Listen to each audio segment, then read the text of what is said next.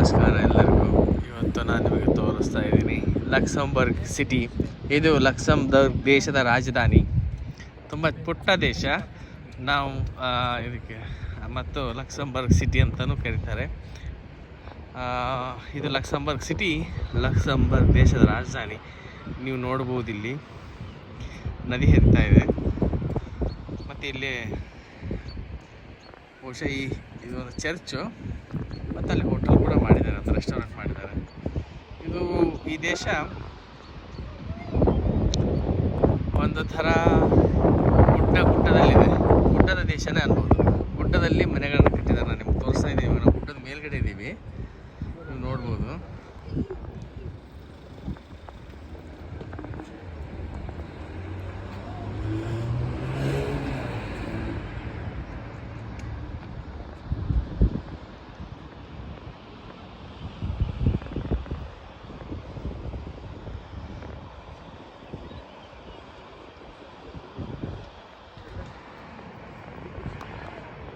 ಬಹುಶಃ ಇದೊಂದು ಗಾರ್ಡನ್ ಥರ ಕಾಣ್ತಾ ಇದೆ.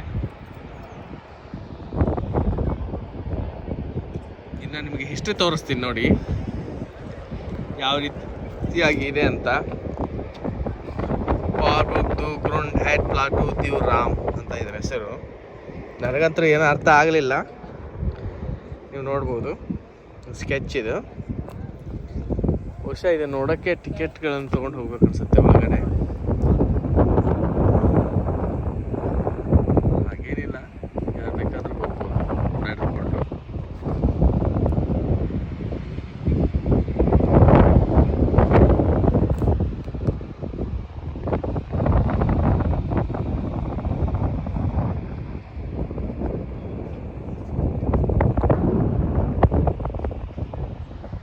ತುಂಬ ಗಾಳಿ ಇದೆ. ಇದರ ಹೆಸರು ಕಾಸ್ಮೇಟ್ಸ್ ದಿ ಬೋಕ್ ಅಂತ ಹೆಸರು.